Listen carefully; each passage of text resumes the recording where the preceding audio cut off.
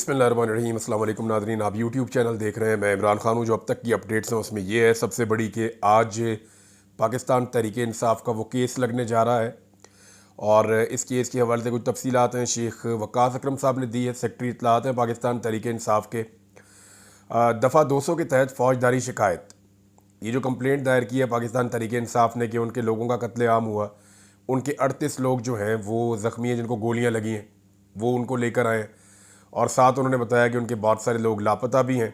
139 की उन्होंने लिस्ट जारी की है और इसके अलावा उन्होंने 12 कन्फर्म शहादतें ये भी उन्होंने उसके अंदर शामिल की हैं।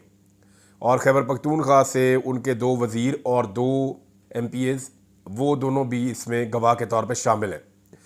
अब शेख साहब ये बता रहे हैं और आज केस लगने जा रहा है। इस्लामाबाद एहतजाजी मार्च में पुरअमन निहत्ते लोगों के कत्लेआम, गुमशुदगियों, गिरफ्तारियों और ज़ख्मियों के हवाले से दरख्वास्त दायर कर दी गई है। इसके मुद्दई बैरिस्टर गौहर है।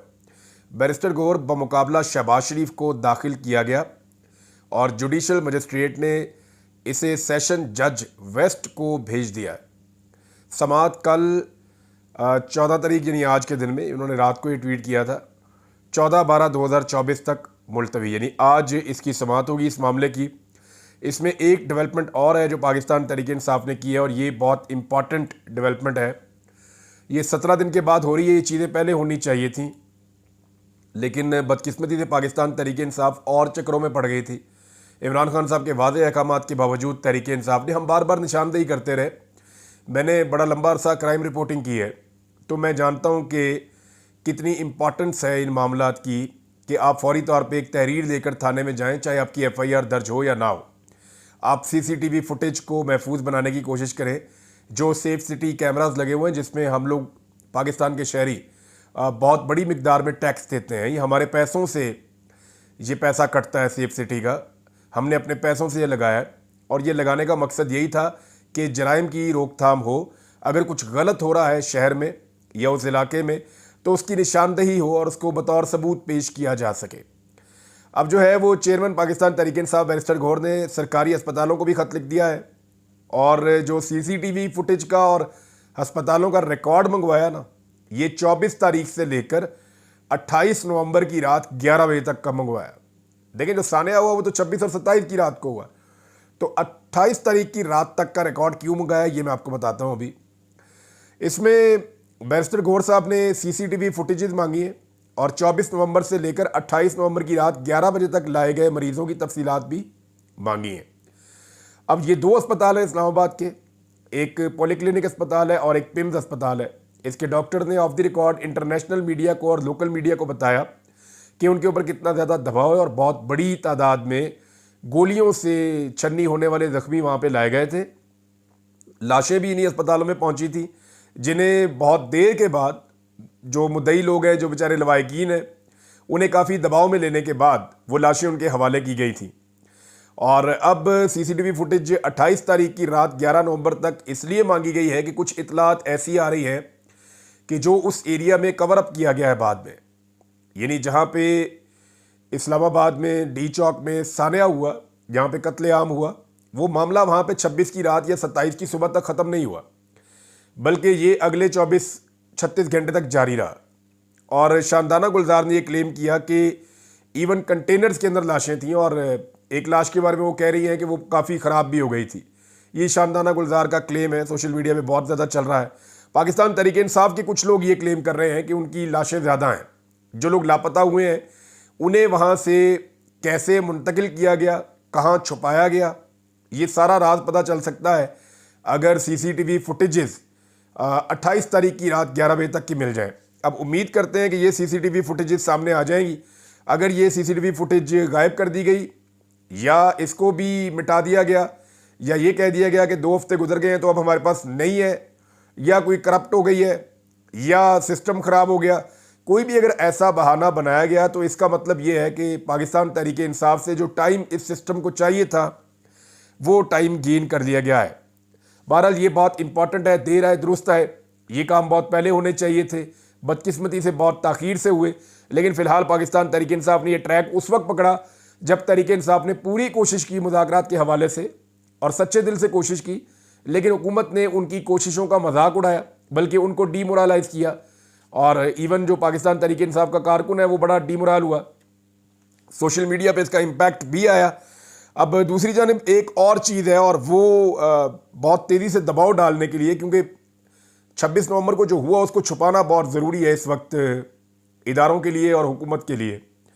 तो इसमें सहाफ़ियों के ऊपर और जो वीलॉग करते हैं लोग उनके ऊपर, और जो सिटीजन जर्नलिज्म करते हैं इस्लामाबाद में, उन तमाम सहाफ़ियों के ऊपर बड़ी तादाद में मुकदमा दर्ज किए जा रहे हैं। हमारे एक वाहिद पाकिस्तान में सिख एंकर पर्सन है, हमारे दोस्त हैं बहुत अच्छे, उनके ऊपर भी मुकदमा दर्ज कर दिया गया। और मैं सरदार जी के बारे में ये कहूँगा, बड़े ज़बरदस्त आदमी है। हमारी जब भी उनसे मुलाकात होती है वो बगैर लगी लिपटी के बात करते हैं और साफ़ और खरी बात करते हैं। तो उनके ऊपर भी मुकदमा दर्ज कर दिया गया। अब ये पाकिस्तान को एक नया तमगा लगाया जा रहा है। जो आदमी भी उस साने की बात करता है, लाशों की बात करता है, सिचुएशन को सामने लाने की बात करता है, या वो ये बताता है कि उस रात उसने क्या देखा, उसके लिए ज़िंदगी तंग कर दी जाती है।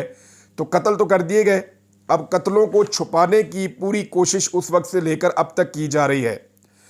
नाज़रीन, international court of justice Netherland के सामने ओवरसीज़ पाकिस्तानियों ने एहतजाज किया है, लेकिन अभी जो बड़ा एहतजाज होने जा रहा है पूरी दुनिया में वो 15 तारीख को होने जा रहा है। 15 तारीख को खैबर पख्तूनख्वा पेशावर के अंदर एक बड़ा इज्तिमा होगा जिसमें शोहदा का दिन मनाया जाएगा।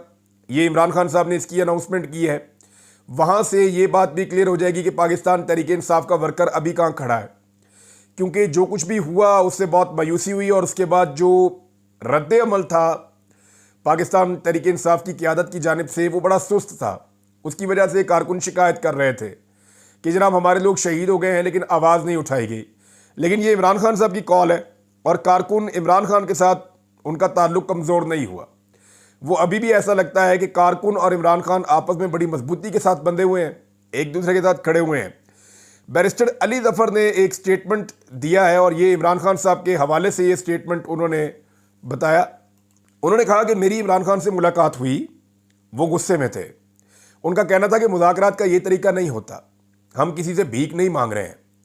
हम पर इल्ज़ाम था कि आपने बातचीत के दरवाजे बंद किए हुए हैं, हमने सिर्फ वो दरवाजे खोले हैं। 2 शराइत रखी हैं, वो पूरी करें, हम मुज़ाकरात करेंगे। अब फ़र्क आप देखें, इमरान खान साहब कह रहे हैं कि 2 शराइत हमारी पूरी करें फिर हम मुज़ाकरात पे बैठ जाएंगे, जबकि इमरान खान साहब की पार्टी ये कह रही है कि आप मुज़ाकरात पे बैठ जाएं फिर शराइत के ऊपर बात कर लेंगे। ये बहुत फ़र्क है। मैंने आपसे कहा था कि इमरान खान साहब ने पिछले वीलॉग में मैंने कहा हिफ्ज़े मा तकद्दुम या हुज्जत तमाम करने के हवाले से इमरान खान साहब ने जो उनके ऊपर एक एलिगेशन आता है बार बार, उसको काउंटर करने के लिए इमरान खान साहब ने कहा था कि नहीं, वो मैं मुज़ाकरात का मौका देना चाहता हूँ हुकूमत को, हम सिविल नाफरमानी की तहरीक में जा रहे हैं, हुकूमत इससे बचना चाहती है तो 2 मुतालबात हमारे तस्लीम करके मुज़ाकरात में बैठ जाए। ये इमरान खान साहब का मौक़िफ़ था। लेकिन इमरान खान साहब की पार्टी ने बड़ी कमज़ोरी शो की है। अब बैरिस्टर अली ज़फ़र साहब ने बड़ा खुलकर बताया कि एक्चुअली इमरान खान साहब क्या कह रहे थे। नाज़रीन, एक गवाही और आ गई है, और ये गवाही अमीर हैदर खान होती ने दी है ANP से। देखिए, एक एक करके सारे करैक्टर बता रहे हैं कि जनरल बाजवा ने कैसे इमरान खान साहब की हुकूमत को गिराया, कैसे रिजीम चेंज किया। एक एक करके सारे करैक्टर बता रहे हैं, और जनरल बाजवा को अभी तक किसी कटहरे में नहीं लाया गया। मैं आपको बताता हूँ, फजल रहमान साहब सबसे पहले उन्होंने बताया, फिर PMLN के लोगों ने बताया, फिर जो लोग PMLN को छोड़ गए उन्होंने बताया, फिर पीपल्स पार्टी के लोगों ने बातें की, फिर MQM ने इशारे दिए, और अब अमीर हैदर खान होती साहब ने बड़ा खुलकर स्टेटमेंट दे दिया है कि एक्चुअली वो क्यों इसका हिस्सा बने। होती साहब ने जो कहा उसका मैं मुख्तसर आपको बता देता हूँ। उन्होंने कहा जनरल बाजवा ने हमारे PDM के रहनुमाओं को कहा कि इमरान खान पसंद का आर्मी चीफ लगा अपना, यही वो कहते थे सबको कि अपनी मर्जी का आर्मी चीफ इमरान खान ले आएगा तो तुम सारे फारग हो जाओगे, और सदारती निज़ाम ले आएगा और सदारती निज़ाम लाकर लंबे अरसे तक बैठा रहेगा। हालांकि इमरान खान साहब से ये सवालात किए गए थे, उनका ऐसा कोई इरादा नहीं था। दीगर जमातों की सियासत इमरान खान ख़त्म कर देगा, ये धमकाया जनरल बाजवा ने सियासी जमातों को। मैं तहरीक अदम एतमाद लाने का मुखालिफ था, अमीर हैदर खान होती ने ये इंकिशाफ कर दिया है। पीपल्स पार्टी और नून लीग कहते हैं हम जमहूरी हैं, ये भी सवाल उन्होंने उठा दिया। देखिए, अब गौर करें कि एक एक करके सारे किरदार ये बताना शुरू हो गए हैं कि इमरान खान की हुकूमत को ज़्यादती करके गिराया गया था, और इमरान खान की हुकूमत को गिराने में जनरल बाजवा का कलीदी किरदार था। अब अगर जावेद लतीफ़ साहब को आप देखें तो वो हर थोड़े दिन बाद स्टेटमेंट दे देते हैं कि इमरान खान की सहूलतकारी हो रही है। जावेद लतीफ़ साहब एक ज़बरदस्त सियासी कारकुन है, शेखुपुरा से इनका ताल्लुक़ है। इन्होंने बड़ी लंबी सियासत की है, बहुत नीचे से ऊपर आए, इनके ऊपर बहुत सारे एलिगेशंस भी हैं, लेकिन इसके बावजूद उन्होंने अपनी सियासत को कायम रखा शेखुपुरा में। अब जावेद लतीफ़ साहब ने अपनी सियासत और अपनी मकबूलियत को ज़मीन बोस होते हुए देखा है। उन्होंने देखा कि PMLN की इज़्ज़त ख़त्म हुई है तो उनके दिमाग पे असर तो पड़ना है, उनको इफ़ेक्ट तो ये चीज़ करेगी, लेकिन वो पूरा सच नहीं बोल रहे। वो ये तो कहते हैं कि इमरान खान की सहूलतकारी हो रही है, ये दुख तो उनको है कि उनकी जमात जो है बहुत बुरी तरह तबाह हुई, लेकिन वो ये नहीं बताते कि PDM की जमातों ने और ख़ास तौर पे उनकी जमात ने इमरान खान की हुकूमत को गिराने के लिए एस्टेब्लिशमेंट को किस नौइयत की सहूलतकारी दी थी। अगर उन्हें भी ऐसी सहूलतकारी चाहिए जो इमरान खान साहब के साथ हो रही है तो मैं चंद चीज़ें बताता हूँ। ये सहूलतकारी जावेद लतीफ़ साहब भी अपनी जमात के लिए हासिल कर लें, यानी शहबाज शरीफ और मरियम नवाज़ को ज़बरदस्ती इक़्तिदार से निकाल दिया जाए और PMLN के बंदे और बाकी जमातों के बंदे जो हैं वो लोटे बनाकर खैबर पख्तूनख्वा हाउस में इकट्ठे कर दिए जाएँ। फिर इस्लामाबाद में वज़ीर आज़म की मर्ज़ी के बगैर कंटेनर्स आ जाएँ, फिर कैदियों वाली गाड़ियाँ आ जाएँ, आधी रात को अदालतें खुल जाएँ, बदतरीन तशद्दुद और गिरफ्तारियाँ शुरू हो जाएँ, नून लीग की चादर और चार दीवारी का तकद्दुस पामाल होना शुरू हो जाए, 10-10, 20-20 हज़ार बंदे जो हैं वो जेलों में चले जाएँ, ख़वातीन जो है उनको कैद किया जाए, ख़वातीन को अगवा किया जाए, बच्चों को अगवा और कैद किया जाए, उन पर तशद्दुद किया जाए, उनकी वीडियोज़ बना के उनकी माओं को दिखाई जाए, ख़वातीन का अगवा किया जाए, जबरी गुमशुदगियाँ की जाएँ PMLN के लोगों की। 90% से ज़ायद जो मीडिया है वो खिलाफ कर दिया जाए ज़बरदस्ती PMLN के और PDM की जमातों के। गोलियां मारी जाएं नवाज शरीफ साहब को, खुदा न खास्ता 188 मुकदमात नवाज शरीफ और उनके ख़ानदान पर बनाए जाएं, बल्कि ख़ानदान को मिलाएं तो 200 से ऊपर चले जाते हैं। कागजात छीने जाएं जावेद लतीफ़ साहब के और उनकी सारी पार्टी के लोगों के, जब वो जमा करवाने जाएं इनसे इनका इंतखाबी निशान शेर छीन लिया जाए। किसी को आलू दे दें, किसी को बैंगन दे दें, किसी को तोड़ी दे दें, किसी को पीढ़ी दे दें, किसी को मंजी दे दें, किसी को गिलास दे दें, किसी को जूता दे दें। ऐसे तज़हीक आमेज़ किस्म के इंतखाबी निशान इनको दिए जाएं। कोई जलसा और जुलूस इन्हें ना करने दिया जाए। सारी पार्टी नामालूम मकामात से छुप छुप कर इलेक्शन लड़ती फिरे। इद्दत जैसा घटिया केस इनके ऊपर बनाया जाए। फिर जाली फॉर्म 47 जारी किए जाएं इनके मुखालिफिन को, और फिर आपसे आपकी अक्सरियत छीन ली जाए। और जब आप उसके बाद मैंडेट की वापसी के लिए निकलें तो कभी कंटेनर्स, कभी आंसू गैस, कभी रबड़ की गोलियां और कभी असली गोलियां आपको मारी जाएं और फिर सबूत भी मिटा दिए जाएं। जावेद लतीफ़ साहब आपको सदाकत अब्बासी और डार बरादरान या इंतज़ार पंजूथा की तरह गायब कर दिया जाए। जब आप वापस आएँ तो आपकी हालत जो है वो जीते जागते एक लाश की तरह की हो। अगर आपको ये सहूलतकारी चाहिए तो इसकी 10% भी आप बर्दाश्त नहीं कर सकते, क्योंकि आपकी जमात और आपकी लीडरशिप में ये कैपेसिटी नहीं है। नवाज शरीफ साहब थोड़ी सी तकलीफ पाकिस्तान से बाहर जाकर वो देखें ना, जहाँ पे नवाज शरीफ साहब रहते थे जेल में, उस एरिया को देखें, वो कितना बड़ा घर है अंदर बना हुआ है और वहाँ पे कितनी सहूलतें थी मियाँ साहब के पास। जाके एक नज़र इमरान खान साहब की जेल देख कर आए, आपको आइडिया हो जाएगा। तो जावेद लतीफ़ साहब आप तो गिरफ्तार हुए हैं लेकिन कभी भी लापता नहीं हुए, आपको जबरी तौर पर गुमशुदा नहीं किया गया। अगर यही सारी सहूलतकारी है तो आप भी ले लेंगे सहूलतकारी। और वैसे भी आप ये कहते हैं, PMLN के लोग कहते हैं जनाब कि हमें ज़बरदस्ती इक़्तिदार में लाकर बिठाया गया। भाई ये तो हमने हमेशा सुना था कि ज़बरदस्ती इक़्तिदार से निकाला गया। ये हम पहली दफ़ा सुन रहे हैं कि एक ऐसी जमात है जो कहती है जी हमें ज़बरदस्ती लाकर इक़्तिदार में उठाया गया। ये नहीं, मुझे ज़बरदस्ती वज़ीर आज़म बना दिया, मेरी भतीजी को ज़बरदस्ती वज़ीर आला बना दिया, हमें ज़बरदस्ती ओहदे दे दिए, ज़बरदस्ती हमसे सारे काम करवाए गए और कानून साजियाँ करवाई गई। तो ज़बरदस्ती हुकूमत से निकालना तो हमने सुना था, लेकिन ज़बरदस्ती हुकूमत में शामिल करना ये हम जनाब पहली दफ़ा सुन रहे हैं कि ऐसे ज़बरदस्ती इनके साथ की गई है और इनकी हुकूमत बना दी गई है। अब PMLN की हालत ये है कि PMLN के बड़े सीनियर रहनुमा हैं खुर्रम दस्तगीर साहब, और ये नस्लों से इकट्ठे चल रहे हैं। इनके वालिद भी जो है वो नवाज शरीफ साहब के बड़े वफादार साथी थे। नवाज शरीफ साहब ने जब लॉन्ग मार्च की कामयाबी हुई थी मियाँ साहब की अदलिया की बहाली के लिए, तो वो अनाउंसमेंट के वक्त इनके घर में मौजूद थे। इनके घर को चुना था गुजरावाला में। तो अब जनाब खुर्रम दस्तगीर साहब ये बता रहे हैं कि काफ़ी कोशिशें मैंने की हैं लेकिन 1 साल हो गया मेरी नवाज शरीफ साहब से मुलाकात नहीं हो सकी। अंदाज़ा करें आप। अब डर मियाँ साहब को इस बात का कि खुर्रम दस्तगीर ये कह देंगे कि मियाँ साहब देखें, मैंने जाली फॉर्म 47 लेने से इनकार किया, मेरे अंदर गैरत थी, मैंने कहा जी ठीक है, मुबीन आरिफ जट जीत गया है। लेकिन मियाँ साहब आपको भी चाहिए था कि आप यास्मीन राशिद के मुकाबले में जाली फॉर्म 47 लेने से इनकार कर दें। तो मियाँ साहब इतने शर्मिंदा हैं कि अपने वफादार साथियों से भी नहीं मिल पा रहे। अब खुर्रम दस्तगीर कहते हैं कि वोट को इज्जत दो का नारा लगाने की सकत अब पार्टी में बाकी नहीं रही और इस मकसद के लिए हुकूमतों की कुर्बानी देनी होती है। लेकिन जो मर्जी कर लें, अब आप जो कुछ आपने इस मुल्क में कर दिया है, अब बड़े लंबे अरसे तक आपको इसकी कीमत चुकानी पड़ेगी और इसकी सबसे बड़ी तो सियासी कीमत होगी। नाज़रीन, एक और बड़ी इंपॉर्टेंट चीज़ है कि इमरान खान साहब को क्या फौजी अदालत में ट्रायल किया जा सकता है?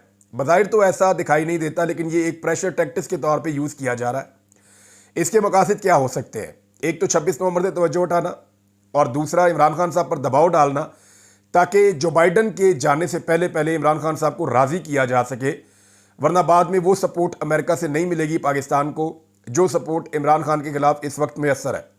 लेकिन एक और बहुत बड़ा सवाल है, क्या पाकिस्तान में किसी को आइन शिकनी पर आज तक फौज ने सजा दी है या मिलिट्री कोर्ट में उनका केस चला?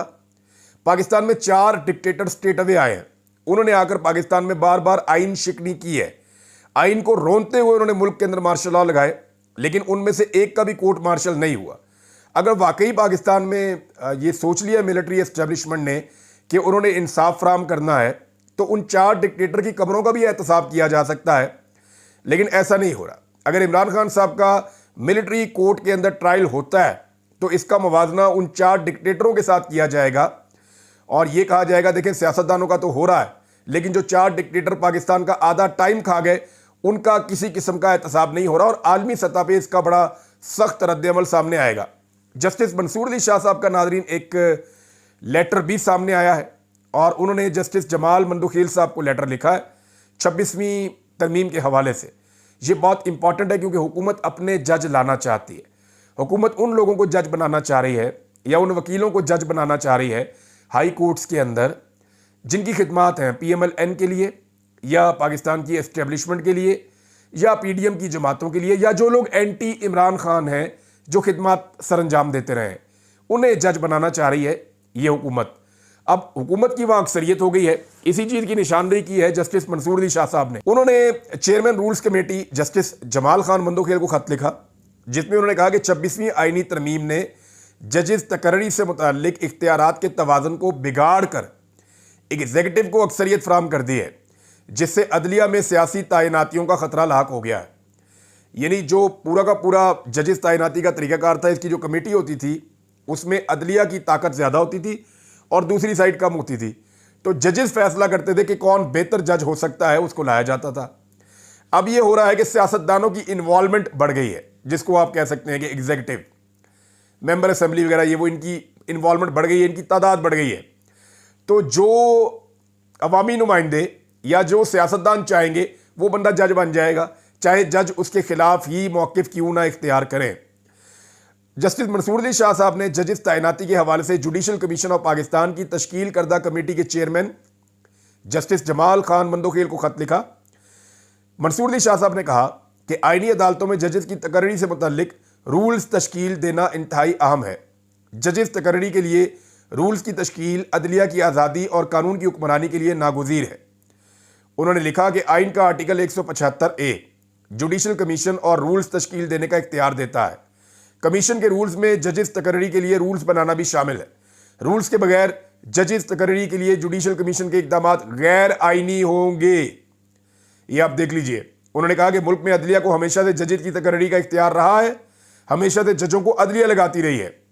26वीं तरमीम ने ये इख्तियार बिगाड़ दिया है, इसका तवाज़ुन, और अदलिया से ये इख्तियार लेकर अब सियासतदानों के पास चला गया मामला ये है। तो उनका ये कहना है कि कमीशन में एग्जीक्यूटिव को अक्सरियत फराहम कर दी गई है। जुडिशल कमीशन की तश्कील 9 से अदलिया में सियासी तैनातियों का खतरा लाहक हो गया है। उन्होंने कहा ऐसे रूल्स बनाएं जो अदलिया की आज़ादी और मेरिट पर जजेस की तकर्रियाँ यकीनी बनाएं। रूल्स तश्कील देने वाली कमेटी ऐसे जजेस की तैनाती यकीनी बनाए जो कानून की पासदारी करें। जुडिशल कमीशन ऑफ पाकिस्तान ने जजेस की तैनाती के लिए रूल्स तरतीब देने के लिए कमेटी पहले तश्कील दी थी, उस हवाले से वो कह रहे हैं ये बहुत इंपॉर्टेंट है। नाज़रीन, हुकूमत अपने जजेस लाना चाहती है हाई कोर्ट्स के अंदर ताकि इमरान खान साहब को और अपने मुखालफिन को मजीद कुचला जा सके और अपने हक में फैसले लिए जा सके। अब तक के लिए इतना ही। अपना ख्याल रखिएगा, अपने इस चैनल का भी। अल्लाह हाफ़िज़।